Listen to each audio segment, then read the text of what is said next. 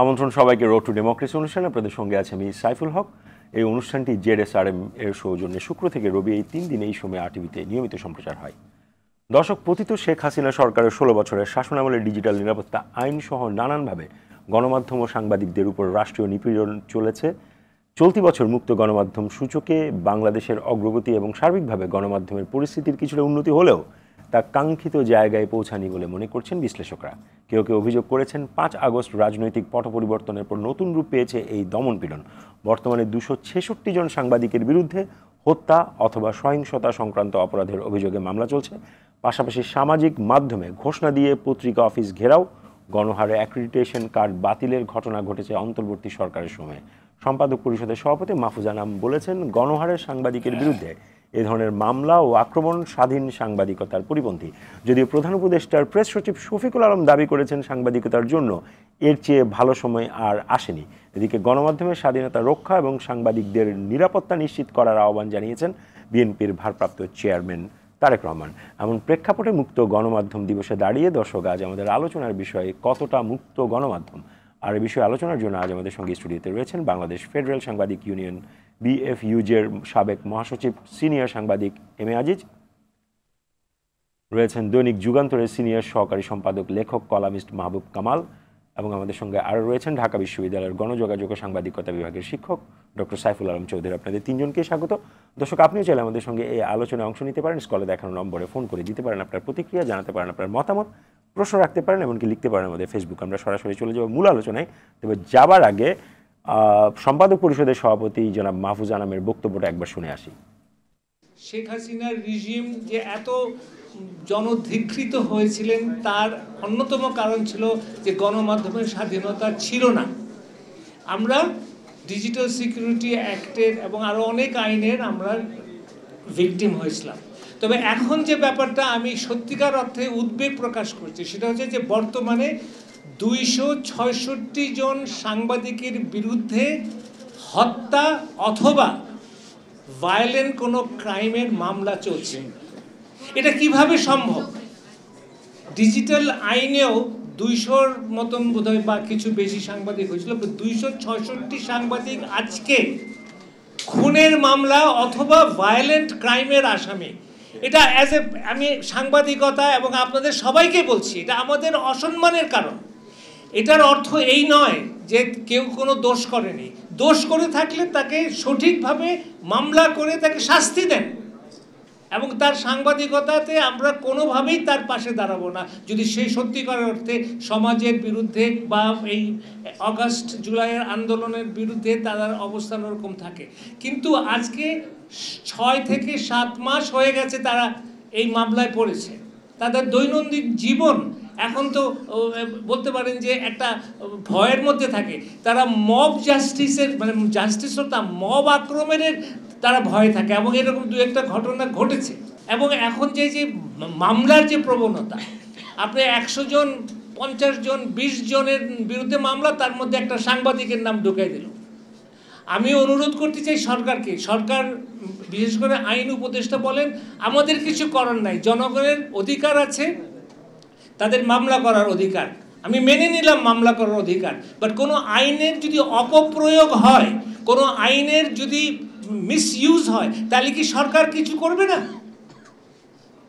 সেখানে আমার বড় প্রশ্ন, এবং আমার কংক্রিট প্রস্তাব হচ্ছে যে সরকারের হয়তো অনেক ব্যস্ততার জন্য এই 266 সাংবাদিকের কেস তারা হয়তো দেখতে পাচ্ছে না, বাট তারা র্যান্ডামলি 10-15টা কেস দেখুক না, যেখানে 20-25 জন সাংবাদিকের মধ্যে 20-25 জন আপনার অভিযুক্তের মধ্যে 1-2 জন সাংবাদিকও আছে, দেখুক না সরকার। এবং তারা যদি 1টা 2টা 5টা দৃষ্টান্ত পায় যে সাংবাদিকদের যে মামলাটা মিথ্যা মামলা, তাহলে তারা কেন একটা পদক্ষেপ নেবে না? বারবার বলা যে আমাদের কিছু করণীয় নাই, আমাদের কিছু করণীয় নাই, আমি মনে করি এটা যারা এই মামলা দিয়ে সাংবাদিকদেরকে হেনস্থ করছে তাদেরকে আরো বলিষ্ঠ করা হয়।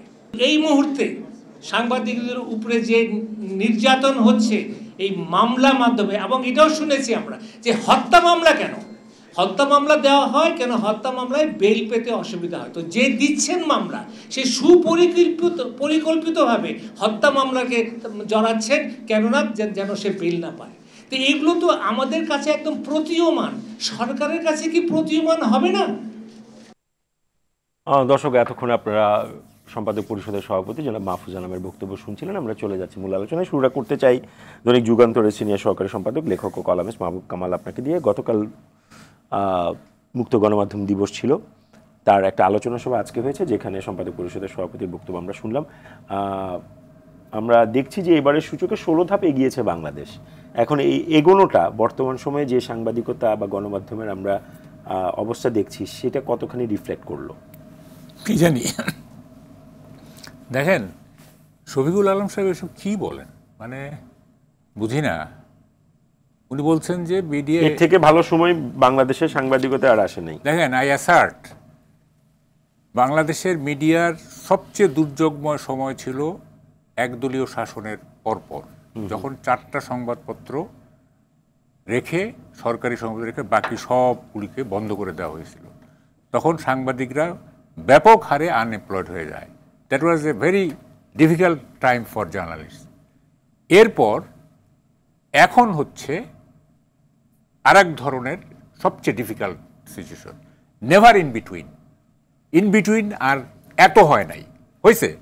গত 16 বছরে সাংবাদিক ডিজিটাল সিকিউরিটি অ্যাক্টে মামলা হয়েছে, সাংবাদিক খুনও হয়েছে, হ্যাঁ, মানে জুলাই আগস্টের অভ্যুত্থানের সময় খুনও হয়েছে, নানা রকম হ্যারাসমেন্ট হয়েছে। কিন্তু এই ধরনের সাংবাদিক অ্যাজ এ হোল যে আক্রমণের শিকার, এইটা নেভার ইন বিটুইন 75 অ্যান্ড 2000।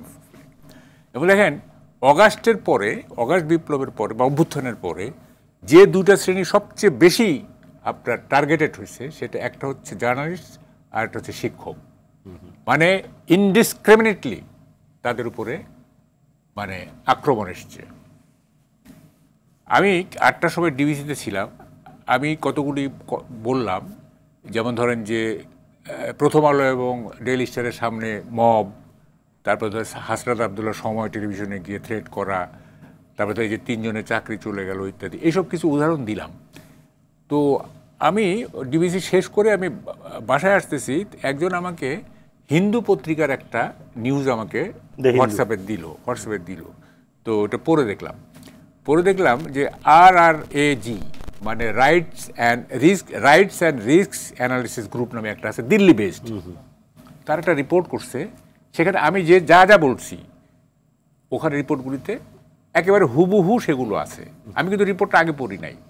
আমরা বলি যে ইন্ডিয়ান প্রোপাগান্ডা মেশিন এই সেই ইত্যাদি করে, অ্যাটলিস্ট এইটা ইন্ডিয়া প্রোপাগান্ডা মানে ইন্ডিয়ার মিডিয়ার যে রোল, সেইটা এই রিপোর্টটাতে নাই। মানে এটা একটা অরিজিনাল রিপোর্ট করছে, একদম ফ্যাক্ট বেসড আর কি। এবং বলতেছে যে এই রিপোর্টটা UN এজেন্সিগুলিতে এবং ডোনার কান্ট্রিগুলিতে পাঠানো হবে। তো দেখেন, একদিকে নিউ ইয়র্ক টাইমস বলতেছে যে এইটা খেলাফতের দিকে চলে যাচ্ছে, এটা আলট্রা ইসলামিজম। তারপরে হিন্দু এইভাবে করে একটা করে তারা আবার UN এজেন্সিগুলিতে পাঠাচ্ছে। ইন্টারন্যাশনালি কী ভাবমূর্তি হচ্ছে আমাদের, মানে কি ইমেজ তার হচ্ছে আর কি। দেখেন, মানে এই যে 3টা ছেলের চাকরি গেল না, এই যে 3টা প্রশ্ন করেছিল, দেখেন খুবই দুঃখজনক। এত সহজে একজনের চাকরি যেতে পারে, এত সহজে। আপনি BCS ক্যাডারকে আপনি উইদাউট নোটিসে আপনি চাকরি খাইতে পারবেন?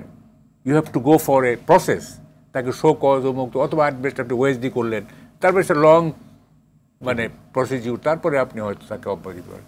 কিন্তু একটা জার্নালিস্ট এটা সমাজের অন্যতম অগ্রবর্তী শ্রেণী। আমি তো ইউরোপ আমেরিকায় দেখছি, পোলাপান্ডে জিজ্ঞেস করলে তুমি কি হবা, প্রথম চয়েস হচ্ছে পুলিশ, সেকেন্ড চয়েস হচ্ছে লয়ার, থার্ড চয়েস হচ্ছে জার্নালিস্ট। হ্যাঁ, মানে এই 3টা তাদের কাছে খুব মহৎ পেশা আর কি। তো এরকম একটা সমাজের অগ্রবর্তী শ্রেণী, সেই শ্রেণীটা এই আপনার কে সাথে সাথে তাকে আপনি চাকরিচ্যুত করে ফেললেন। হ্যাঁ, এখন দেখেন এইটা একটু সাইকোলজি। এটা কি এরকম যে সরকারকে আর সরাসরি চাকরিচ্যুত করে, নাকি মালিক নিজে আবার সেলফ সেন্সারড হয়ে করতেছে? না, এটা থ্রেট করা হয়েছে। সেলফ সেন্সারশিপ তো আছে, ওটা পরে আসতেছি আমি। সেলফ সেন্সারশিপ অন্য জিনিস। দেখেন, এটা একটু সাইকোলজিক্যাল অ্যানালাইসিস করা দরকার। এই যে রিপোর্টারটা জিজ্ঞেস করলো না যে 1400 লোকের, হ্যাঁ, দেখেন এইটা যে সে ফ্যাসিজমের প্রতি বায়াস নাও হইতে পারে। যেমন ধরেন জার্নালিস্টদের বিশেষ করে যারা ইন্টারভিউ করে তারা কখনো কখনো অফ ট্র্যাকের প্রশ্ন করে স্টান মেক করে যাতে সে বিখ্যাত হইতে পারে। যেমন ফর এক্সাম্পল মতিউর রহমান চৌধুরী, তার কি ওই সময়টা বলা উচিত ছিল যে শেখ হাসিনা পদত্যাগ করে নাই ওই যে প্রেসিডেন্টের সঙ্গে? কেন করছে সে? ইট ওয়াজ এ স্টান্ট, হ্যাঁ, টু মেক হিম ফেমাস। হ্যাঁ, এইটা জার্নালিস্টদের এবং রিপোর্টারদের এক ধরনের সাইকোলজি থাকে যে অফ ট্র্যাকের কিছু করে আমি আলোচনার কেন্দ্রবিন্দুতে আসবো। তো সে হয়তো ওরকম একটা ইন্টেনশন থেকে প্রশ্ন করছে যে জাতিসংঘের রিপোর্টে আছে 1400, হিসাব তো বললাম 800 কতজন। এইটা একটা অফ ট্র্যাকের প্রশ্ন করে মানে সে বিখ্যাত হইতে চাইছে। প্রশ্ন করা এবং চাকরি যাওয়া, এইটার মধ্যে তো চাকরি যাওয়ার প্রশ্নটা তার করার রাইট আছে, কিন্তু কোন প্রশ্ন করবে সেটাও আবার একটা জার্নালিস্টিক প্র্যাকটিসের মধ্যে পড়ে বলে উপদেষ্টা আবার তাকে বলেছেন যে আপনি এই প্রশ্ন করতে পারেন কিনা। এর চেয়ে কঠিন কঠিন প্রশ্ন করা হয় বাইরে, দেশের বাইরে এর চেয়ে কঠিন কঠিন প্রশ্ন করা হয়। এবং প্রশ্নটা তো অনেকটা ভ্যালিড না। আমরা তো লিস্ট পাইছি কতজনের, 800 কতজনের না, সেই আলোচনাটা তো অন্য একটা আলোচনা। কিন্তু আমরা যে জায়গায় আসতে চাই সেটি হচ্ছে যে প্রেস সচিব বলছেন, তথ্য উপদেষ্টা বলছেন বাংলাদেশ 16 ধাপ এগিয়েছে, ভারত থেকে বাংলাদেশের সূচকে আমরা উপরে আছি, সবকিছু মিলে আসলে কেমন আছি আমরা? হ্যাঁ, আপনি তো সাংবাদিকতা করছেন। আমি বলছি আপনি চাপ ফিল করেন? আমাকে কেউ চাপ দেয় না। না, আপনার প্রতিষ্ঠানে কোনো চাপ আসে না? প্রতিষ্ঠান থেকে আমার কোনো চাপ নাই, আমি ব্যক্তিগতভাবে কোনো চাপ ফিল করি নাই। কিন্তু আমি বলি করে by and large the journalist community are in deep trouble, না ফিয়ার কালচার, একটা ভয়ের সংস্কৃতির মধ্যে আছে।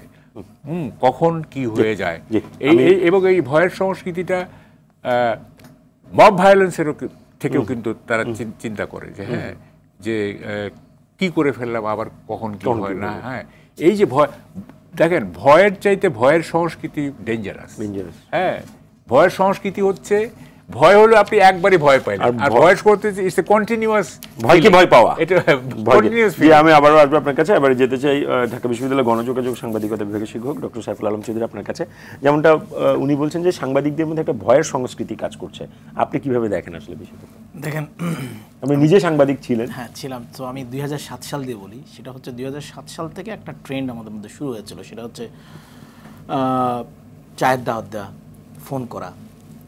তো এইটা প্র্যাকটিসটা 2007-9 নির্বাচনের আগ পর্যন্ত, যখন যেদিন থেকে জরুরি অবস্থা তুলে ফেলা হলো তারপর থেকে কিন্তু আমার ইন্টারভেনশনিস্টরা আমার সোর্স হয়ে গেল, অর্থাৎ সেই গোয়েন্দা সংস্থার লোকজনই কিন্তু হয়ে গেল। তারপরে আপনি দেখবেন হিস্ট্রিক্যালি যদি ধরেন 2015 সালে হিল ট্র্যাক্সের একটা নিউজ নিয়ে প্রথম আলো এবং ডেইলি স্টারের একদিনের মাথায় সমস্ত মাল্টিন্যাশনাল ন্যাশনাল কোম্পানির বিজ্ঞাপন বন্ধ হয়ে যায়। ঠিক আছে, এটা আমি বলি যে এটা হচ্ছে ঝিকে মেরে বকে শিখানো, কারণ বিজ্ঞাপন হচ্ছে আপনার লাইফ ব্লাড। ঠিক আছে, তো আপনি যখন বিজ্ঞাপন বন্ধ করে দিবেন, ডেফিনেটলি প্রথম আলো বাংলা এবং ডেইলি স্টার ইংরেজিতে সবচেয়ে বড় তাদের বিজ্ঞাপনই আয়। সো ফলে অন্যদের জন্য এটা শিক্ষা হয়ে গেল যে এটা যদি করো। এবং তারপর থেকে সেই 2007 সালের প্র্যাকটিসটা, যে টেলিফোন করা, আমরা বলতাম উত্তরপাড়ায় ডেকে নেওয়া, আমারও কয়েকবার ডেকেছে কয়েকটা স্টোরির জন্য, তো গিয়েছি, ফাইন। সো এরকম ছিল। সেইটার ট্রেন্ডটা 5ই আগস্টের পরে আমাদের এক্সপেকটেশন ছিল, সত্যি কথা আমার ব্যক্তিগত এক্সপেকটেশন ছিল, যেহেতু ডক্টর ইউনূস নোবেল লরিয়েট এবং ইন্টারন্যাশনালি রিনাউন্ড, সো এবং হিউম্যান রাইটসের জন্য উনি নিজেও ভুক্তভোগী হয়েছেন, সেই দিক থেকে আমার এক্সপেকটেশন ছিল হাইলি দেশে আর কিছু না হোক কিন্তু অন্ততপক্ষে মিডিয়া অনেক বেশি স্বাধীনতা পাবে। এখন আওয়ামী লীগ আমলে স্বাধীনতা দেখাতে কী হবে? সংখ্যার ভিত্তিতে অনেকগুলো মিডিয়া আমি দিয়ে রেখেছি, ওটা গোড়ার ডিমের স্বাধীনতা ছিল, কিছুই ছিল না। হ্যাঁ, তো সেখান থেকে ট্রেন্ড আসলাম কি, ওটা ছিল অটোক্রেসি, মানে থ্রু স্টেট অ্যাপারেটাস। সেখান থেকে আমরা আসলাম, এখন স্টেট অ্যাপারেটাসটা দেখেন, মানে চেঞ্জটা হয়নি। স্টেট অ্যাপারেটাসটা কী করতো? আপনাকে আসলে আমরা বলি যে রাজনৈতিক লেজুর ভিত্তি, অর্থাৎ পলিটিক্যালি লাইসেন্সগুলো দিত পলিটিক্যালি। তারপরে সেকেন্ড স্টেপে আপনাকে করতো কি, ক্লায়েন্ট বানাইতো, ক্লায়েন্টেলিজম একটা, হ্যাঁ পলিটিক্যাল ক্লায়েন্টেলিজম বলে এটাকে। তো আপনাকে ক্লায়েন্ট করে ফেলবে, অর্থাৎ ক্লায়েন্টের সম্পর্ক কি, দেওয়া এবং দাতা আর গ্রহীতার সম্পর্কে, so give and take. So সে গিভ অ্যান্ড টেকের মধ্যেই ছিল। তো সেখানে যে একেবারে ওরা যে দাবি করতো, হ্যাঁ অনেক ইনভেস্টিগেটিভ রিপোর্টার অনেক হয়েছে, কিন্তু সেগুলো অফ লিমিট টপিক কিছু ছিল। আপনি প্রাইম মিনিস্টারকে টাচ করতে পারবেন না, আপনি সেনাবাহিনীকে টাচ করতে পারবেন না, আপনি অমুক মন্ত্রীকে টাচ করতে পারবেন না, অমুক ফ্যামিলিকে টাচ করতে পারবেন, এরকম। এছাড়া আপনি দেখবেন যে অনেক স্টোরি হয়েছে। ঠিক আছে, কিন্তু এইবার এসে 5ই আগস্টের পরে যে আমাদের এক্সপেকটেশনটা ভয়ঙ্কর রকমের যে ডাউন হলো, সেটা হচ্ছে অটোক্রেসি টু মবক্রেসিতে আমরা শিফট করলাম। আগে আপনাকে একটা গোয়েন্দা সংস্থা ফোন করতো, আপনি জানতেন টেবিলটা কোনটা, কাকে ম্যানেজ করলে অন্ততপক্ষে আপনার অফিসের, আপনার সাংবাদিকের সেফটি সিকিউরিটির হ্যাম্পার হবে না। গুম হয়েছে সাংবাদিক, ধরে নিয়ে গেছে, অনেক কাহিনী আছে, তো সত্য কথা। কিন্তু তারপরেও মোটামুটি ম্যানেজ করা যেত। কিন্তু এখন আপনি আজকে ফেসবুকে অমুক গ্রুপে অর্ডার দিয়ে দিল, জিয়াফত হবে, কালকে অমুক গ্রুপে অর্ডার দিল, ফলে আবারও দেখেন সে জিকে মেরে বকে শেখানো। সেই মব শুরু করলো কোত্থেকে? সবচেয়ে দেশের সবচেয়ে দুইটা গুরুত্বপূর্ণ বা মানে সার্কুলেশনের দিকে ভেরি রাউন্ড দুইটা পত্রিকার সামনে দাঁড় করালো, এবং সরকার কিন্তু প্রোটেকশন দিল। তার মাঝখানে হয়ে গেলো কি মালিকানা চেঞ্জ অনেক কিছু, আপনার গেট কিপার। আমরা তো মামলার কথা বলছি, আপনি কতগুলো চ্যানেল, কতগুলো পত্রিকায় গেট কিপার রাতের নিমিষে চেঞ্জ হয়ে গেল। ঠিক আছে, প্রচুর সাংবাদিকের চাকরি গেল। ঠিক আছে, সো এই এখন মবক্রেসিটার সমস্যাটা কোথায়? মবক্রেসিটার সমস্যাটা এত কিছুর পরে 16 ধাপ এগুলো কি করে, সেটাই আমার প্রশ্ন। দেখেন,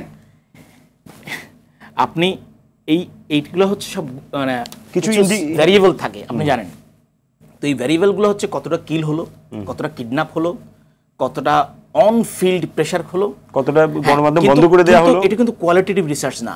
আমরা যে কথাগুলো বলছি কিন্তু জার্নালিস্ট উনি ওনার এক্সপিরিয়েন্সটা বলছেন। ঠিক আছে, সো আমি হয়তো, যেমন আমি বিবিসি মিডিয়া অ্যাকশনটা থেকে এই সেম ইস্যু নিয়ে একটা রিসার্চ করেছে, হয়তো সামনে কয়েকদিনের মধ্যে পাবলিশ হবে। এই কথাগুলো যে সারাদিন এই যে মাহফুজানা বলেছেন, সেম কথাগুলাই গ্রেটার আকারে 20-30 জন সাংবাদিক, সম্পাদক থেকে মালিক থেকে সবাই সেম কথাগুলোই বলেছে। এখন হ্যাঁ, প্রেস সেক্রেটারি বলছেন যে আমরা কাউকে বলছি না, তো উনি তো নিজেই বিবিসির বিরুদ্ধে বলে নিজেই পরের দিন সরি বললেন। যদি আল্লাহ না করুক বিবিসির বিরুদ্ধে তখন মব হতো, তো এটা একটা ইন্টারন্যাশনাল মিডিয়া, তখন কি হতো? আপনি নিজেও তো প্রফেশনালিস্ট ছিলেন, জার্নালিস্ট ছিলেন, আপনি বাজ বিচার না করে বলে দিচ্ছেন ও হচ্ছে ফ্যাসিস্টের দোসর। এই যে এইবার যেটা শুরু হয়েছে 5ই আগস্টের পরে, সেটা হচ্ছে টার্গেটিং অ্যান্ড ট্যাগিং। এইটাই বিরাট, এটা ভয়ঙ্কর। আমি টার্গেটিং এবং ট্যাগিংটা নিয়ে একটু শুনতে চাই বাংলাদেশ ফেডারেল সাংবাদিক ইউনিয়নের সাবেক মহাসচিব, সিনিয়র সাংবাদিক এম এ আজিজ। আজিজ ভাই, এই যে সাংবাদিকদেরকে ট্যাগ করা হচ্ছে এবং মব ভায়োলেন্সের শিকার হচ্ছে, মামলার মধ্যে পড়ছে প্রায় 266 জন সাংবাদিক হত্যা এবং অন্যান্য ভায়োলেন্স সংক্রান্ত মামলা তাদের বিরুদ্ধে হয়েছে। অনেক প্রতিষ্ঠান থেকে চাকরি চলে যাচ্ছে বলে ওনারা বলছেন, যারা গণমাধ্যমে আসলে ভেতরের খবরগুলো জানেন। আপনার কি মনে হয় আসলে? ধন্যবাদ আপনাকে। 15 বছর আগে 3 বার আমি বিএফএসের মহাসচিব হই। আমাদের আন্দোলনটা অনেকগুলো দাবি, তার ভিতরে একটা ছিল যে সমন ছাড়া কোনো সাংবাদিককে গ্রেপ্তার করা যাবে না, এবং সাংবাদিক 10 বছরের এক্সপিরিয়েন্স ছাড়া সম্পাদক হতে পারবে না, যিনি মালিক তিনি সম্পাদক হতে পারবেন না। এখন প্রশ্ন হচ্ছে, এখন 2-1টা মাফিয়া পত্রিকা দাঁড়ায় গেছে যারা সরকারের ভিতরে ঢোকে। 111 সরকারের ভিতরে ঢুকেছে, সরকার চালানোর চেষ্টা করে ওটা ডুবাইছে। এখনো বড় মাফিয়া পত্রিকা 2টা আছে, তারা কিন্তু তাদের কারো বউ, কারো পোলা হাজার হাজার কোটি টাকার মালিক, তারা হিসেব দেয় না কেন?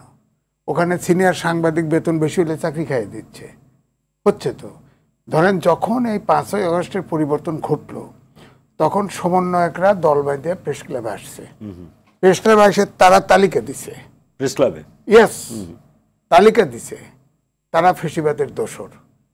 তাদের প্রেস ক্লাবের মেম্বারশিপ গেছে, অনেক জায়গাতে চাকরিও গেছে, মামলাও বাতিল হয়ে গেছে, অ্যাক্রিডিটেশন কার্ড ভিন্ন ইস্যুতে গেছে।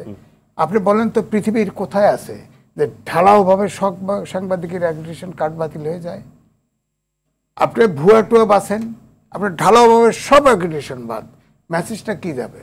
এখন বর্ডার উইথ রিপোর্টার্স বলছে যে 16 ধাপ এগোইছে, 16 ধাপ এগোইছে। তাদের এই এর সাথে তো একমত না, আমি মোটেই একমত না। তাদের এই তথ্য রীতিমতোভাবে ফেক, আর ডেপতেই ঢোকে নাই। আপনি চিন্তা করেন, সময় টিভিতে হাসান আব্দুল্লাহ নেতৃত্বে গেছে না, পুরা সেট বদল হয়ে গেছে। 2-3 জন ছাড়া আমি তা কাউরে চিনি না। সব টেলিভিশনে আমি টক শোতে যাই, সময় টিভিতে এখন কোনো লোক চিনি না আমি, সব নতুন। উপস্থাপক থেকে শুরু করে সাংবাদিক সব নতুন দেখি আমি। চেঞ্জ, অনেক পত্রিকা দখল হয়ে গেছে না, দখল হয়ে গেছে না। প্রথম আলো, ডেইলি স্টারে কত সাংবাদিকের চাকরি গেছে সেটা বলে না কেন? আমার কথা হলো, মামলা দিয়ে জেলে রাখছে, সে তো জেলে ভাত খাচ্ছে, যার চাকরি হয়ে রাস্তায় ঘুরতেছে তার দশা কি? উনি তো পলিটিক্স করতেছে। উনি তো এই প্রথম আলো এবং ডেইলি স্টার তো এই সরকারের ভিতরেও ঢুকছে, চাকরি দেয় না। বিএনপি কিছু চাকরি দিছে, জামাত কিছু চাকরি দিছে, প্রথম আলো, ডেইলি স্টার চাকরি দিছে। এই সরকারের অংশ তারা এখন করলে তো হবে না। আপনি আগে করলেন কারণ এতদিন পরে। কিন্তু যাদের কথা বলছেন তাদেরই একজন সম্পাদক পরিষদে, ডেইলি স্টারের যিনি সম্পাদক, তিনি তো আবার সরকারের এই বিষয়গুলোতে সরকারের নজরে আনলেন। কতদিন অ্যারেস্ট হয়েছে, এতদিন করলো না কেন? এতদিন তো চাকরি, এত কিছু অ্যারেস্ট হচ্ছে, এত যদি ব্যথা লাগে, তারপর থেকে চাকরি যায় কেন বলেন আপনি? তিনিও তো মালিক, তিনি সম্পাদক ছাড়েন না কেন? মালিকানা ছাড়ুক অথবা সম্পাদক ছাড়ুক। ডেইলি স্টারে তো আমি ছিলাম, আমি তো ডেইলি স্টারের আদ্যপান্ত জানি তো। ডেইলি স্টারের লোকরে চাকরি ছাড়িয়ে দিছে, সে প্রেস ক্লাবে ঘুরে বেড়াতেছে তো, বেকার নেয় না, কয় সিনিয়র হয়ে গেছে, রিটায়ারমেন্ট দিয়ে দেয়, চাকরি খায় দেয়, থোক বরাদ্দ। না, সেটার সাথে সরকারের কানেকশনটা কোথায়? এটা সরকারের কানেকশনটা। আমি বলছি যে তিনি যেহেতু দুঃখিত হয়েছে, দুঃখিত উনি নিজের যে কাজগুলি করে সেটার ব্যাপারে দুঃখিত হবে না? প্রফেশনটা ঠিক হবে কি করে আপনি বলেন? আপনি যাদের গ্রেপ্তার হয়েছে এটা তো ঠিক। এখনো প্রধানমন্ত্রী যদি প্রেস কনফারেন্সে ইউটিউবে যান, দেখবেন যে কিভাবে তারে মিসগাইড করতেছে। তারেও স্বৈরাচার বানাইছে কিছু সংখ্যক সাংবাদিক। তাদেরকে, আমার বক্তব্য হলো, তাদের বিচার, তাদের সবগুলো অধিকাংশ দুর্নীতিগ্রস্ত আমাদের ভিতরে, সেটার বিচার করুক। তাদের হত্যা মামলা দিছে কেন? মারা যায় একজন নিউ মার্কেটে, বিদেশে রয়েছে, তার ভিতরে হত্যা মামলা। তো সরকার আছে কেন? সরকার দোষ শিফট করে কার ঘাড়ে? ওনারা 8 মাস ধরে কোনো কিছুতে শৃঙ্খলা আনতে পারলো না, কোনো কিছুতেই না। আপনি বলেন, এতগুলো সাংবাদিক গ্রেপ্তার, 266টা, এদের ভিতরে হত্যা মামলা, রাহাজানি ইত্যাদি ইত্যাদি আছে। তা আপনি কেন এটা প্রায়োরিটি দিয়ে আপনি ইয়ে করলেন না? উনি তো বিএসপির সম্পাদক, এতদিন কেন ওনারা বলতেছে, আইনমন্ত্রী বলছে এটা আমাদের কিছু করার নেই? সেই বিষয়টা আমি একটু শুনতে চাই মাহবুব ভাই আপনার কাছে, যে আইনমন্ত্রী যেটা বলছে, আইন উপদেষ্টা, যে এটা আমাদের কিছু করার নাই, মানুষ যে মামলা দিচ্ছে আক্রোশ থেকে দিচ্ছে, বিক্ষোভ থেকে দিচ্ছে, তো সেই আসলেই কি সরকারের কিছু করার নেই এরকম বিষয়? শুনেন, এটা আইনমন্ত্রীর চেয়ে বেশি দায়িত্ব হচ্ছে স্বরাষ্ট্র মন্ত্রণালয়। সেটা কিরকম? প্রত্যেকটা থানাতে নোটিশ যাবে। নোটিশ তো গেছে, আমি বলি মামলা দিলে গ্রেফতার করা যাবে না, সেই নোটিশ শুধু মামলা দিলে না, মামলা নেবে কিনা, মানে মামলা দিতে চাইলেই মামলা নেওয়া যাবে না, এটা একটা প্রাথমিক তো স্ক্রুটিনি লাগবে যে আসলে এইটা, এই মামলা করার জন্য মেরিট আছে কিনা, তাই না? আপনি গিয়ে কতগুলি নাম দিয়ে দিলেন যে এদের মামলা, এরা খুনের প্রচেষ্টা করছে। এখন ওসি বা ইনভেস্টিগেশন অফিসার, যে তার তো দায়িত্ব হচ্ছে যে এইটার একটা প্রাথমিক ভিত্তি তো লাগবে, তাই না? আউট অফ নাথিং যদি আপনি কতগুলি নাম দিয়ে দেন, হ্যাঁ, এবং সেই মামলা যদি রেকর্ড করা হয়, তাহলে তো ওই মামলা চলবে। তা আপনাকে তো মামলা দেওয়ার ব্যাপারে, মামলা রেকর্ড করার ব্যাপারে তো আপনাকে প্রথমে একটা স্ক্রুটিনি থাকতে হবে, তাই না? আচ্ছা, এখন দেখেন কতগুলি জিনিস কন্ট্রাডিক্টরি। যেমন মাহবুব আলম সাহেব দুঃখ প্রকাশ করছেন যে এই যে মানে উপদেষ্টা আর কি, উপদেশ করছেন যে এরকম হয়েছে, এটা অনুচিত হয়েছে, এই হয়েছে, সে হয়েছে, এগুলো করা উচিত না। তো এই কথা তো এর আগে টাইম অ্যান্ড এগেইন হয়েছে, প্রায় 2-3 বার বলা হয়েছে এর আগে, মানে 4 মাস আগে একবার, 3 মাস আগে একবার বলা হয়েছে না? ওইগুলো কোনো ফলো আপ হয়েছে? তো এই যে বলতেছেন যে আমরা এটা এটা এটা দুঃখজনক, এটা তো এইটা এখন কেন? এবং ওই যে বলা হয়েছিল যে সব মানে অভিযোগ মামলা নেওয়া যাবে না, তারপরও তো 24 জনের বিরুদ্ধে মামলা হয়েছে কয়েকদিন আগে, হয় নাই? তাহলে যে ওই যে কথাটা, ওই যে কমিটমেন্টটা যে মানে চাইলেই মামলা করা যাবে না, সেটা তো ভায়োলেটেড হলো, তাই না? এটা ভায়োলেটেড হলো না। আমি না, আপনার কথা শেষ হলো। আমি একটু অধ্যাপক সাইফুল আলম চৌধুরী আপনার কাছে একটা প্রশ্ন রাখতে চাই। সেটি হচ্ছে, গণমাধ্যম সংস্কার কমিশন হয়েছে, গণমাধ্যম সংস্কার কমিশন একটা রিপোর্ট দিয়েছে, সেই রিপোর্টে কি এই বিষয়গুলো রিফ্লেকশন আছে যে আসলে সাংবাদিকতা, যেটা বলা হচ্ছে যে ফ্যাসিবাদ মুক্ত সাংবাদিকতা, সেরকম? দেখেন, গণমাধ্যম একটা সিস্টেম, এটা highly depends on political system. আপনি দেখেন 5ই আগস্টের পরে আমি বলি যে আমাদের জার্নালিজম হচ্ছে everything depends on context, content is nothing. বাংলাদেশে কোনো কন্টেন্ট নিয়ে সাংবাদিকতা হয় না, কোনো মিডিয়া কোনো ইস্যু ক্রিয়েট করতে পারে না, সেটা তারা নাই, তারা আসলে স্রোতে ঘা ভাসায়। এখন যেটা হয়েছে 5ই আগস্টের পরে, সেটা হচ্ছে স্ট্যাটাস বেসড জার্নালিজম। অমুক স্ট্যাটাস দিয়েছে সেটা লিড, অমুক স্ট্যাটাস দিয়েছে সেটা সেকেন্ড লিড। হ্যাঁ, সো এখানে আবার ধরেন বিএনপি একজন স্ট্যাটাস দিল, সেটা ডিসি হলে, এনসিপির একজন স্ট্যাটাস দিলে সেটা আবার 3C হয়। আগে খালেদা জিয়া শেখ হাসিনার মধ্যে যেরকম ব্যালেন্স করতো, যে আমরা মানে বাংলাদেশি ভাষায় যেটা ফেয়ার ব্যালেন্স বলে আর কি, সেটা। তো আমি গণমাধ্যম সংস্কার কমিশনের যে রিপোর্টটা, সেইখানে মাইক্রো লেভেলের সংস্কারের কথা বেশি বলা হয়েছে। আপনি সাংবাদিকের চাকরি, বেতন, জব নিশ্চয় পার্ট, কিন্তু আপনি যদি পলিটিক্যাল সিস্টেমকে চিন্তা করে আপনি মিডিয়া সিস্টেমকে সংস্কার চিন্তা না করেন, তাহলে কোনোদিনই বাংলাদেশের গণমাধ্যমের স্বাধীনতা হবে না। কারণ কনটেক্সট চেঞ্জ হবে, আরেক ধরনের, এই যে আগে এক ধরনের পলিটিক্যাল কনটেক্সট ছিল, বলছি আমরা অটোক্রেসি ছিল সাংবাদিকতার জন্য, যে স্টেট অ্যাপারেটাসগুলো আমাদেরকে কন্ট্রোল করতো। এখন কনটেক্সট 5 আগস্টের পরে চেঞ্জ হয়েছে, এখন বলছি মবক্রেসি কন্ট্রোল করছে। এবং এই মবক্রেসি যারা করছে, চিফ নিজে বলেছেন ওনারা হচ্ছেন নিয়োগকর্তা। তো নিয়োগকর্তা যদি মবক্রেসি করে, তাহলে আপনি কোথায় যাবেন? তার মানে সরকারের মধ্যে কি কোনো ডিনায়াল ফ্যাক্টর কাজ করছে? এটা ডিনায়াল ফ্যাক্টর না, এটা আমি বলি যে একটা হচ্ছে আপনাকে মবটা করে দেখাচ্ছে যে এটা হচ্ছে, শুনেন, একজনের যখন আপনি প্রথম আলো ডেইলি স্টারের বিরুদ্ধে আপনি যখন এরকম একটা মব ক্রিয়েট করলেন, তখন বাকিরা ভয় পেয়ে গেল। দুলা ভাই, ইঞ্জিন ঠিক না থাকলে গাড়ির যেমন কোনো ভরসা নাই, ভালো রড না হইলে বাড়িরও কোনো ভরসা নাই। দুইটাই বিবেচনা। তো কোন রড কিনবো? কেন জেডএসআরএম 25 বছরের পথ চলায় নিরাপদে রাখার প্রত্যয়ে। এবারে যেতে চাই আবার বাংলাদেশ ফেডারেল সাংবাদিক ইউনিয়নের সাবেক মহাসচিব সিনিয়র সাংবাদিক এম আজিজ। গণমাধ্যম সংস্কার কমিশন সরকার করেছে, মুক্ত গণমাধ্যম নিশ্চিত করার জন্য নানা উদ্যোগ তো সরকার নিয়েছে, আমরা দেখেছি। সেটা রিপোর্টও একটা দিয়েছে, তো রিপোর্টটা কি পড়েছেন বা সেই রিপোর্ট পড়েছেন? সেখানে আমি নিজেও লিখেছি, ওনাদের পত্রিকায় ছাপা হয়েছে। জি, তো সেইখানে ওখানে কি গণমাধ্যমের সংস্কার হলো? সেটা যদি ফলো করতে তাও কিছু হইতো। হ্যাঁ, এটা আমি যেটা দিছে এতে কিচ্ছু হবে না, কিচ্ছু না। ওই প্রথম আলোকে ডেইলি স্টারকে সেভ করে লিখছে, ওনাদের কিছুই হবে না। ওটা যে সংস্কার কমিশন, প্রথম আলোর লোক, প্রথম আলোর লাইনে সংস্কার হয়েছে, এটা কিচ্ছু হবে না, কিচ্ছু হবে না, ভুয়া। আমি নিজে লেখছি সংস্কারে, আমাকে ওই কমিটির মেম্বার বানানোর চেষ্টা করছে, 3 বার রিকোয়েস্ট করছে, আমি ঢুকি নাই, কারণ জানি যে এখানে প্রথম আলোর লোক নিয়োগ করা হচ্ছে, সুতরাং এটা সংস্কার। আপনি প্রথম আলোর উপর খুব ক্ষিপ্ত মনে হচ্ছে। ক্ষিপ্ত মানে কি, 111 সরকার ভিতরে ঢুকতে ওটারে শেষ করছে, এই সরকারের ভিতরে ঢুকতে শেষ করছে। সব চাকরি তো 3টে কোটায় চাকরি হয়েছে, একটা বিএনপি, একটা জামাত, একটা হলো প্রথম আলো ডেইলি স্টার। এবং এখানে সরকারের লোকও বলে দিচ্ছে। আপনি যেগুলো বলছেন এগুলো আপনার কি মানে অপিনিয়ন নাকি আপনার? অপিনিয়ন না, সাক্ষী আছে। আবার আমি ভুয়া কথা বলি না। সাংবাদিক দেখা করতে গেছে, শুনে রাখেন, আরো ল অ্যাডভাইজারের কাছে গেছে, যাওয়ার ফলে উনি বলছে যে ইয়েকে এখন দৈনিক দেশের এডিটরকে স্বরাষ্ট্রমন্ত্রী বানাই দিই।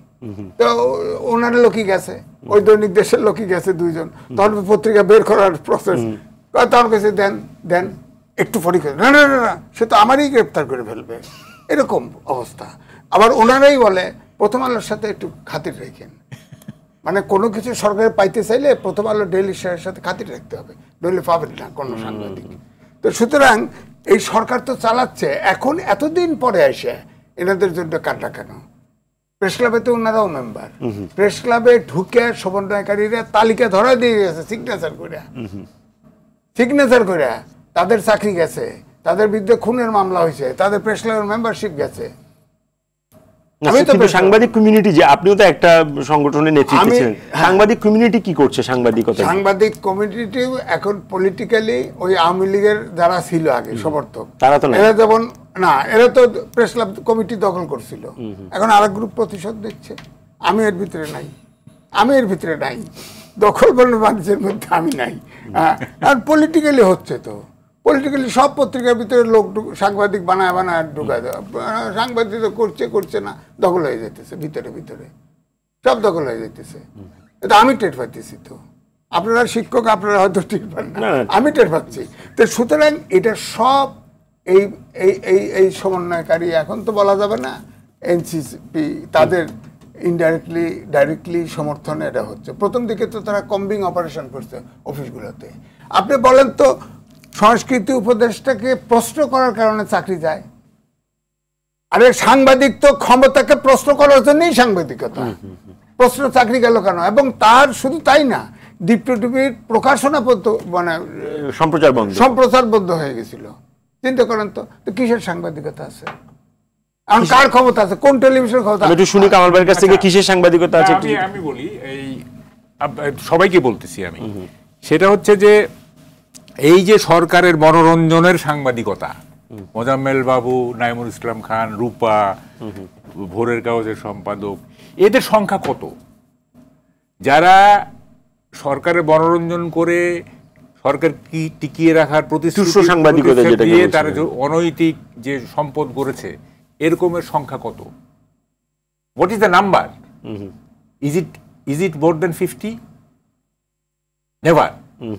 আচ্ছা, ছোট ছোট ছোট ছোট কিছু সমস্যা আছে, ছোট ছোট ছোট থাকবেই।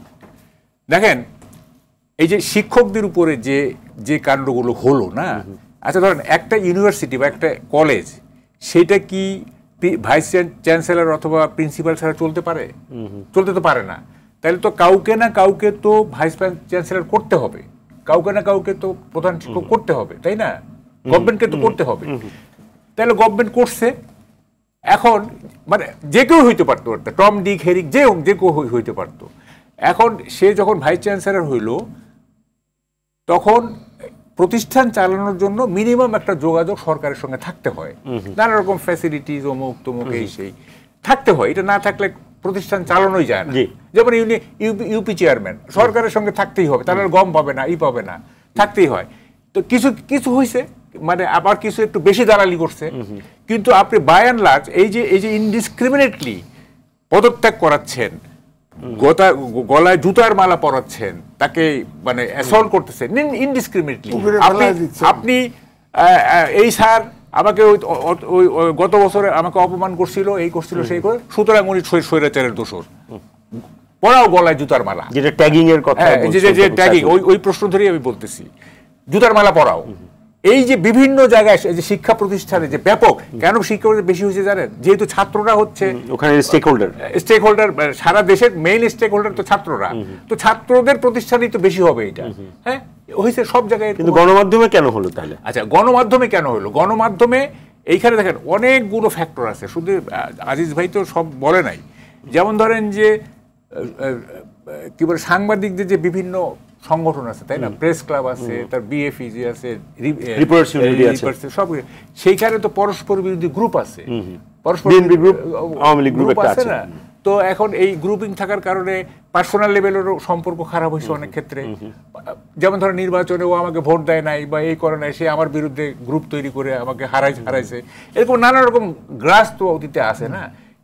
সেইগুলোর নানা রকম প্রতিফলন এখন ঘটতেছে, নানা রকম এগুলো প্রতিফলন ঘটতেছে, এবং এটা একটা জাত অবস্থার মধ্যে চলে গেছে।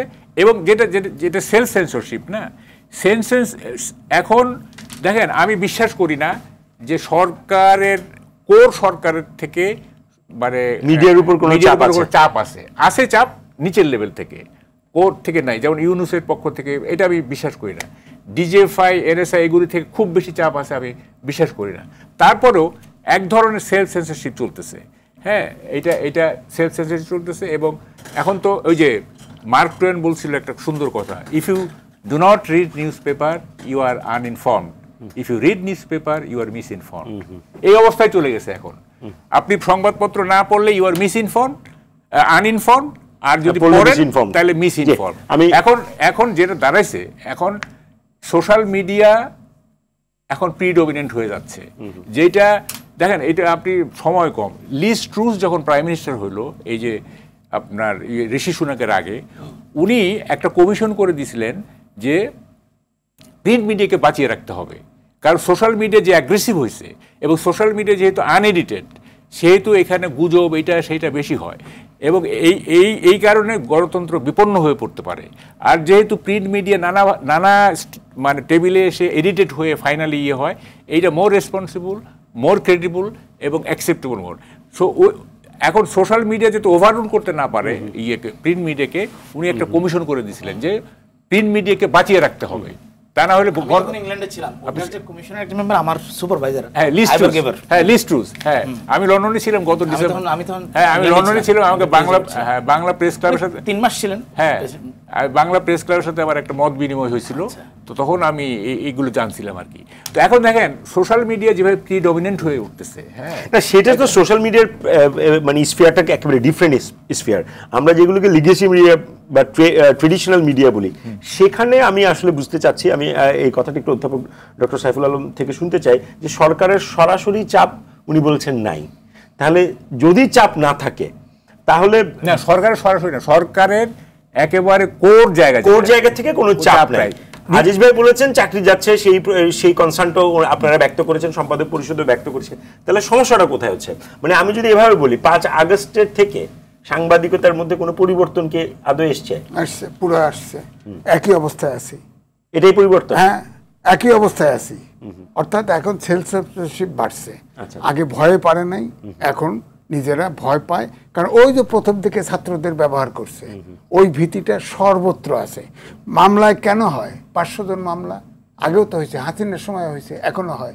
কারণ ওই যে পুলিশের কাছে মামলা দেয়, ও না লেখা, ও ফ্যাসিস্ট, ওর অবস্থা খারাপ, ওর অবস্থা খারাপ। অর্থাৎ যেটা বললেন ট্যাগিং, ওই যে প্রথম দিকে এই যে বিল্ডিং ভাঙো, এই ভাড়ো, ওটা ভেঙে ফেলাও, এই করো, সেই করো, এরে নামাও, এরে উঠাও করিয়া সময় টিভিতে ঢোকো, অমুক জায়গায় ঢোকো, অমুক জায়গায় এডিটর বদলাও, অমুক জায়গায় এই যে ভীতি তৈরি করে ফেলছে। এবং এগুলো অবশ্যই সরকারের ভিতর থেকে এগুলো ব্যবহার করা হয়েছে।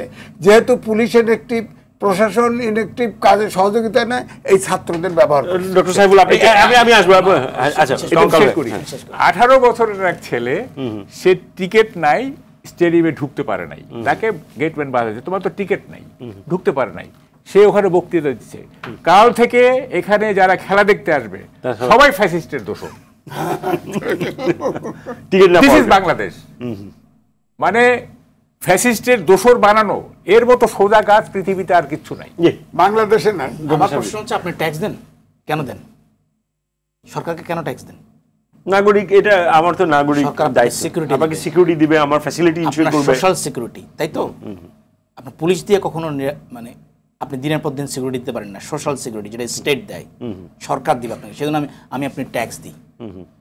তো গণমাধ্যমের জিয়াফত হবে, সেইখানে আপনি সেই সিকিউরিটিটা দিতে পারবেন না, তো গণমাধ্যম কাজ করবে কীভাবে? ধরেন একটা পুকুর আছে, পুকুরে মাছ আছে, আপনি পুকুরটা লিজ নিচ্ছেন, কিন্তু যার কাছ থেকে লিজ দিচ্ছেন তারই গুন্ডা বাহিনী হচ্ছে গিয়া আইসাব মাছগুলো নিয়ে যাচ্ছে। আপনি পুকুরটা লিজ নিয়ে কি করবেন? তার মানে তাহলে এই যে গণমাধ্যম সংস্কার, স্বাধীন সাংবাদিকতা, এগুলো মানে এই টেবিলের মধ্যেই শেষ। এটা আমি আবার বলছি, পলিটিক্যাল কনটেক্সট সিস্টেমকে আপনি চিন্তা না করে কখনো বাংলা কোনো দেশে এটা হয়নি, কোনো দেশে হয়নি। দেখেন এটা কিন্তু বটম লাইন। এই যে বলছে, কারণ আমার পিএইচডি থিসিস এটা নিয়ে। না, I agree, this is bottom line. ঠিক আছে, আপনি দেখেন, আপনি বলছে মালিকানার কথা, ওখানে গণমাধ্যম সংস্কার কি আছে? এক মালিক এক, আমি বিশ্বের কোথাও শুনি নাই এক মালিক, এটা হইতে পারে না, এটা প্রাইভেট ব্রডকাস্টিং সিস্টেমের মধ্যে এটা। তাহলে রুপার্ট মার্ডক হইতো না। আবার দেখেন, বলে ফ্যাসিস্টের দোষ। আর সারা পৃথিবীর সাউথ ইউরোপিয়ানে ভরা পার্টি প্রেস, একটু বলি, নিউ ইয়র্ক টাইমসে গত নির্বাচনের আগে ট্রাম্পের বিরুদ্ধে যে এডিটোরিয়াল লিখছে, নন জার্নালিস্টিক, আমি পড়ে, এটা কি গালিগালাজের পত্রিকা নাকি নিউ ইয়র্ক টাইমস? মানে নিউ ইয়র্ক টাইমসের উপর আমার যে ইমপ্রেশন ছিল, এটা টোটালি ডিস্ট্রয়েড। আমি আপনার সাথে একটা অ্যাড করি, সিএনএন। হ্যাঁ, সিএনএন, হ্যাঁ, এতদিন লিস্ট করে বললো ট্রাম্প এই মিথ্যা কথা বলেছে, আজ থেকে ট্রাম্পের কথা যাবে না। তো দেখেন, আমি শুধু উদাহরণ দিই, আমি দুটো বিষয়, পার্টি প্রেসের কথা, ফ্যাসিস্ট থেকে যে দেখেন, আপনি শুধু করিডোর নিয়ে প্রথমে পররাষ্ট্র উপদেষ্টা কি বললেন, তারপরে জাতীয় নিরাপত্তা উপদেষ্টা কি বললেন, এবং প্রেস সেক্রেটারি কি বললেন। আমি যদি এখন সাংবাদিক হই, আমি যদি বলি কে মিথ্যা বলছে কে সত্য বলছে, আমরা বলতে খলিলুর রহমান এক কথা, চিফ অ্যাডভাইজার এক কথা, what happen in their speeches, মানে সিএনএন, সরি, হ্যাঁ, তারা করেছে, লিস্ট করেছে, ট্রাম্প এতগুলো মিথ্যা কথা বলেছে, আমরা ওর বক্তব্য ছাড়বো না, because he is a liar. এই ধরনের জার্নালিজম করলে কি সাংবাদিকতা ঝুঁকির মধ্যে থাকবে বাংলাদেশে? এরকম করতেই পারবেন না, ঝুঁকি করতেই পারবেন না, নাই হয়ে যাবে। কারণটা কি সাইকোলজিক্যাল ইমপ্যাক্ট পত্রিকা? সমস্যাটা না, এখানে আমি একটু বুঝতে চাই, সমস্যাটা কি সাংবাদিকের না প্রতিষ্ঠানের নাকি সিস্টেমের? সিস্টেমের, পুরো জিনিসটা গোলমাল। শুনেন, এটা ধরেন যিনি মালিক, তিনি অধিকাংশ ক্ষেত্রে তিনি সম্পাদক, তিনি নিয়োগ দেন, তিনি চাকরি খান, তিনি চাকরির প্রমোশন দেন, সব কিছু। আমি একটু বলি সাহেব, আপনি দেখেন 20,000 সার্কুলেশন, 1,500 সার্কুলেশন দেখাচ্ছে, আপনার সব পেমেন্ট ক্রস থেকে করে 8 মাসে এটা চেঞ্জ করতে পারেন না। আমি তখন নাইট শিফট, তখন খালি ক্রস থেকে করে দুইটা ছিল। এই যে সাইবার সিকিউরিটি অ্যাক্টে যে মামলাগুলি হয়েছে, ওটা তো এই যে স্বৈরাচারের আমলে ডিজিটাল থেকে সাইবার, যখন এগুলো তোলা থেকে সিএসএ, এগুলো তোলা হয়েছে, ওগুলো কেন তোলা হয় নাই? শুনেন, বটম লাইনটা হচ্ছে ভয়ের সংস্কৃতির মধ্যে আপনাকে রাখতে হবে। বাবল, হ্যাঁ, ফিয়ার বাবল, যেটা এটা ফিয়ার বাবল, তাইলে আপনি সমস্ত টার্গেট অ্যাচিভ করতে পারবেন। এবং এইটাও, এই যে ডিজিটাল সিকিউরিটি একটা যে মামলা ধরে, এটাও একটা ফিয়ার বাবল। হ্যাঁ, যে দেখো মানে আমরা মানে কত রিজিড। হ্যাঁ, তো ফলে এগুলি লাভ নাই, এগুলি বলে লাভ নাই। এবং দেখেন সাংবাদিকদের জীবন কি, মানে এটা মানে ওয়েস্টে গেলে ছেলেরা বলে। এখন আমাদের এখানে দেখেন এই সাংবাদিকরা জিজ্ঞেস করে আপনি আর কি করেন ভাই? হ্যাঁ, মানে ঘর ভাড়া দিতে চায় না। হ্যাঁ, ঘর ভাড়া দিতে চায় না। আমাকে একবার 30 বছর আগে জিজ্ঞেস করছিল, যখন আমি 15,000 টাকা বেতন পাই, তো জিজ্ঞেস করছে এক ওসি, মানে আর কি করেন? আমি আপনি আপনি কি করেন? তো ভাবে খাইছে। এবারে দেখেন আপনি অফিসিয়ালি বেতন মানে 3,500 টাকা, আমি আপনার 5 গুণ বেশি বেতন পাই। তা আপনি যদি অন্য কিছু না করেন তাহলে আমি কেন করতে যাব? হ্যাঁ, এই একটা কমন প্রশ্ন আছে যে আপনি আর কি করেন। এই মফস্বল সাংবাদিকদের এটা মিথ। বেতন নাই, চাকরির নিরাপত্তা নাই, যখন তখন টার্মিনেটেড। হ্যাঁ, যখন তখন মানে কোনো প্রভিডেন্ট ফান্ড নাই, গ্র্যাচুইটি নাই। এটা কি লাইফ রে ভাই? এইটা বলে সমাজের অগ্রবর্তী শ্রেণী। তারপর দেখেন এই যে প্রশ্ন করারটা, যেটা আমার ধারণা না, সেই ক্ষেত্রে এই তিনটা ওই তিন সাংবাদিক আমি সেটা করার কারণেই চাকরি গেছে, সেটা আসছে, সেইটাকে আমরা নিশ্চিত হয়েছি। না, সেটা একটা প্রসঙ্গ বলি। আমার ধারণা জাতিসংঘের রিপোর্টটা অ্যাডভাইজাররা পড়েন নাই, সাংবাদিকরা পড়েন নাই, উইথ ডিউ রেসপেক্ট। কেন? জাতিসংঘ যেদিন রিপোর্টটা দেয় সেদিন একটা প্রেস রিলিজ দেয়, এখন ওয়েবসাইটে আছে, বাংলা আছে, ইংলিশতে আছে। সেখানে বলা আছে 1 জুলাই থেকে 15 আগস্ট পর্যন্ত 1400 হত্যাকাণ্ড হয়েছে বলে অনুমিত করা হয়েছে, অনুমান করা হয়েছে। First point to be noted. Second, 1 July থেকে 15 আগস্ট পর্যন্ত, এবং ভিতরে ব্রেকডাউন আছে। ব্রেকডাউনটা কিরকম? এই 1400-র মধ্যে 841টা দিয়েছে হেলথ মিনিস্ট্রি, 300 সামথিং দিয়েছে এনএসআই। আওয়ামী লীগ বলেছে 3 আগস্ট থেকে 15 আগস্ট পর্যন্ত 144 জন মারা গেছে। ভিতরে লেখা আছে কিন্তু 222 নম্বর পয়েন্টে। 223 নম্বর পয়েন্টে বলা আছে পুলিশের সদস্য 44 জন, বিজিবির 3 জন, র্যাবের 2 জন, আনসারের 3 জন, তাহলে 196 জন। আমার প্রশ্ন হচ্ছে, আমি সত্যি কথা সাংবাদিক হলে, যদি এটা সাংবাদিক পড়া থাকতো, তাহলে প্রশ্নটা হওয়া উচিত ছিল, তাহলে যদি 1400 জন সরকার স্বীকার করে, তাহলে এই 196 জন আওয়ামী লীগ এবং পুলিশের আইন শৃঙ্খলা বাহিনীর সদস্য, তারাও কি জুলাই শহীদ? প্রশ্ন হওয়া ছিল এরকম। আমার ধারণা দুজনের কেউই আসলে, আমি ইভেন উইথ ডিউ রেসপেক্ট, আমি 2টা ক্লাসরুমে সার্ভে করেছি, নোবডি টাচ এই জুলাই কমিশনের 15 নম্বর তদন্ত রিপোর্ট, এই যে ইউএন কমিশনের 15 নম্বর পয়েন্টে আছে, যেটা এটা এমন স্ট্যান্ডার্ডের তদন্ত নয় যেটা আদালতে কাউকে দোষী প্রমাণ করার জন্য উপস্থাপন করা যাবে, এটা অনুমিত। এবং তারা 841টাকে ধরে 1% মামলাকে তারা ওপেন অ্যান্ড শার্ট কেস, যেটা গত 2 বার আপনার টকশোতে আমি বলে আসছি যে ওপেন অ্যান্ড শার্ট কেস দ্রুত বিচার করা হচ্ছিল, 8 মাস লাগে না, আসলে 8 দিন লাগে। তারা 8টা প্রতীকী কেস নিয়েছিল, এবং মজার বিষয় হচ্ছে 8টা প্রতীকী কেসের কোনোটাই তাদেরকে সরকার ময়নাতদন্ত রিপোর্ট দিতে পারেনি। দেখেন কি ভয়াবহ অবস্থা।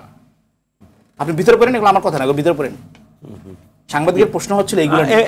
আমরা আপনার কাছ থেকে একটু শুনতে চাই, রিপোর্ট নিয়ে না, আমরা ওভারঅল আসলে মুক্ত গণমাধ্যমের যে স্বপ্ন সবাই দেখে, আমি দেখি, আপনি দেখেন, সেটার পথে আসলে সরকারের এই মুহূর্তে আসলে কি করণীয় আছে? না, যে এই পথে তো যায় নাই। অলরেডি সরকার প্রথমে গণমাধ্যম যতই বলেন যে, আপনি দেখেন বাকশাল যখন হয়, এরপরে কিন্তু গণমাধ্যম বন্ধ করে দেওয়া হয়, কারণ মুখ বন্ধ করে দিতে হবে। এই সরকার কিন্তু প্রথমে ছাত্রদের ব্যবহার করেছে, অর্থাৎ ব্যবহার যদি নাও করে তাদেরকে বিরত করে নাই, কারণ তারাই তো নিয়োগ দিছে, বলছে না ডক্টর মোহাম্মদ ইউনূস? তারা সব পত্রিকা অফিসে চাকরি খাইছে, দখল করছে, প্রেস ক্লাবে পর্যন্ত গেছে, সেক্রেটারিয়েটে, প্রত্যেকটা মিনিস্ট্রিতে ছাত্ররা আছে। ছাত্ররা তো শেষ, ছাত্রদেরকে ধরেন স্কুল থেকে শুরু করে ইউনিভার্সিটি পর্যন্ত ছাত্র। এরা তো এই যে তানভীর যে এই যে সচিব বদলার, কি বলে ডিসি বদলানোর যে তানভীর করছে, শুধু সে না, তখন তো সচিবালয় এক এক সমন্বয় গিয়ে এক এক মিনিস্ট্রিতে গিয়ে এটা এখানে এটা করো, ওইটা করো, এটা করো, সেইটা করো, মানে একটা অন্যরকম অবস্থা আর কি। না, এই জন্য আমি বলছি যে শোনেন, আমাদের প্রফেশনটায় কিচ্ছু ডিসিপ্লিন নাই, একটা নিয়োগের বিধান নাই, আপনার যারে খুশি হাত ধরে নিয়োগের পত্র। এই যে যেগুলোকে চাকরি দেওয়া হচ্ছে, আপনি খুঁজে দেখেন কেউ সাংবাদিক না, জীবনেও সাংবাদিকতা মানে এখন যারা ঢুকাই দিছে, সাংবাদিক মানে বিভিন্ন ঢুকাই দিছে বিভিন্ন প্রতিষ্ঠানে রাজনৈতিক ভাবে দখল করার জন্য ঢুকাই দিছে। হ্যাঁ, এগুলো সাংবাদিক না। তাহলে কিছু অ্যাড করবেন? হ্যাঁ, কিছু অ্যাড করবেন শেষ? হ্যাঁ না, অ্যাড কথাটা হচ্ছে মুখে বললে তো হবে না যে মিডিয়া হচ্ছে ফোর্থ স্টেট, চতুর্থ।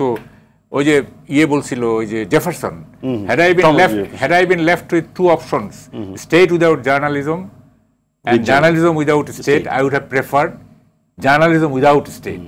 এই যে 200 বছর আগের কথা, হ্যাঁ, এইগুলি তো মানে বেদবাক্য হয়ে আছে।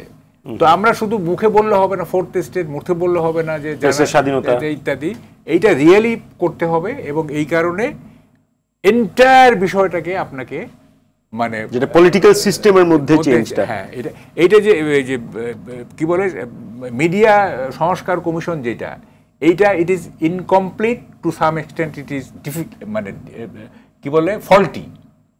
মানে যে যারা যেগুলি আনা হয়েছে আর কি, এগুলিকে রিঅর্গানাইজ করে, এগুলিকে রিভাইজ করে এগুলি করতে হবে এবং সেটা ইমপ্লিমেন্ট করতে হবে। মিডিয়া সংস্কার কমিশনে একটা ইনভেস্টিগেটিভ জার্নালিস্ট ছিল এক্সপিরিয়েন্স, যিনি সারা জীবন ইনভেস্টিগেটিভ রিপোর্ট করছে। কারণ ইনভেস্টিগেটিভ জার্নালিস্টের বেদনা ব্যথা এটা যে করে নাই সে বুঝবে না, দ্যাট ডিফারেন্স। যিনি গেটকিপার ওনার বেদনা আলাদা, যিনি জার্নালিস্ট লিডার ওনার বেদনা আলাদা। আপনাকে সবাইকে কর্পোরেট করতে হতো, ওইটা হয়নি, ফলে সবার বেদনাটা উঠে আসে নাই। আপনি হ্যান্ডস অন মানে এক্সপিরিয়েন্সটা আপনি নিতে পারেন নাই, এটা হয় নাই, নাম্বার ওয়ান। নাম্বার টু হচ্ছে ওর্স্ট কেস যেটা হবে, আমার যেটা হাঞ্চ সেটা হচ্ছে, আমরা বলছি ইলেকশন হবে, যে মানে আল্লাহ রহমতে যদি ইলেকশন হয় তার পলিটিক্যাল গভর্নমেন্ট আসবে, তাহলে যেটা হবে যে এই যে মবক্রেসিটা আপনি দেখেন 2007 সালে যেটা আমরা শিখেছিলাম যে state intervention through intelligence agency, clientelism করা, সেটা কিন্তু পরবর্তীতে ব্যবহার হয়েছে মহাসব, এবং সেটাকে আমরা লিগ্যাল উইপন সহকারে ইউজ করেছি। এইটাও কিন্তু তখন আরো ভয়ঙ্কর রূপে ইউজ হতে পারে। আমাদের সময় একেবারে শেষ। মুক্ত গণমাধ্যমের আমরা প্রত্যাশা তবুও রাখি। আপনাদের সকলকে ধন্যবাদ। দর্শক, ZSRM presents road two democracy আজ আমরা এখানেই শেষ করছি। সঙ্গে থাকার জন্য সবাইকে অসংখ্য ধন্যবাদ।